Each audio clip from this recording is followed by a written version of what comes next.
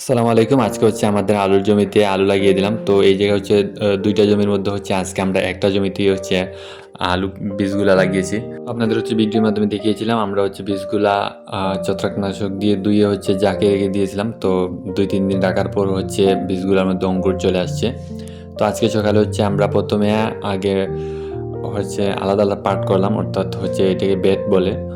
তো ১ম জমিটাকে হচ্ছে আমরা ৬ টা বেডে ভাগ করলাম। অনেকেই বলেন হচ্ছে আলু হয় না, বাট ঠিকই আছে, হচ্ছে আমাদের এদিকে হচ্ছে আলু তেমন একটা হয় না। তবে আ সবগুলা চাষই হচ্ছে আলাদা, আলাদা। যেমন হচ্ছে ধানের চাষ আলাদা, আলুর চাষ আলাদা।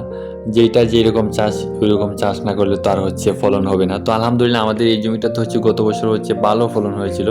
তো আলহামদুলিল্লাহ আশা করছি এই বছরও ইনশাআল্লাহ হয়তোবা ভালো ফলন হবে। তো যেকোনো কাজই হচ্ছে আপনি যদি নিজেকে শিল্পী মনে করেন আর আপনার কাজকে যদি শিল্প না মনে করেন, সেক্ষেত্রে হচ্ছে সফলতা আসবে না। যেকোনো কাজই হচ্ছে মনোযোগ দিয়ে এবং হচ্ছে ভালোবাসা দিয়ে করলে তবেই হচ্ছে সফলতা আসা সম্ভব।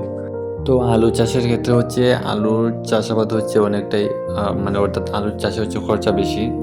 যেমন হচ্ছে আলুর বীজ হচ্ছে খুব বেশি দাম, অর্থাৎ প্রতি কেজি আলু বীজের দাম হচ্ছে ৳৫০ বা হচ্ছে মন ২ থেকে ৳২,৫০০ মন করে হচ্ছে আলুর বীজ, এবং হচ্ছে প্রতি বিঘায় প্রায় ৪ থেকে ৫ মন বীজ লাগে আরকি। তো সেই ক্ষেত্রে হচ্ছে প্রতি বিঘা আলু চাষ করতে হচ্ছে প্রায় ৳১০,০০০ থেকে ৳১৫,০০০ বা ৳২০,০০০ মতো খরচ আসে। তো যেইটা হচ্ছে ধানের তুলনায় অনেক বেশি। তো যাই হোক, যদি ভালো ফলন হয় সেক্ষেত্রে হচ্ছে এই খরচা কিছুই না। কারণ আমি দেখেছি হচ্ছে ভালো ফলন হলে হচ্ছে বিঘা প্রতি প্রায় ৫০ থেকে ৬০ মণ আলু ফলানো সম্ভব। যাই হোক, আমরা হচ্ছে আলুগুলো বসিয়ে দেওয়ার পরে এখন হচ্ছে পাশের আবার নল করে হচ্ছে এই নলে হচ্ছে আমরা সার দিয়ে দিলাম। তো এই যেহেতু হচ্ছে আমরা প্রচুর পরিমাণ জৈব দিয়ে থাকি, সেক্ষেত্রে হচ্ছে রাসায়নিক সার তেমন একটা প্রয়োজন হয় না। তারপর হচ্ছে অল্প পরিমাণে দিয়ে দিলাম।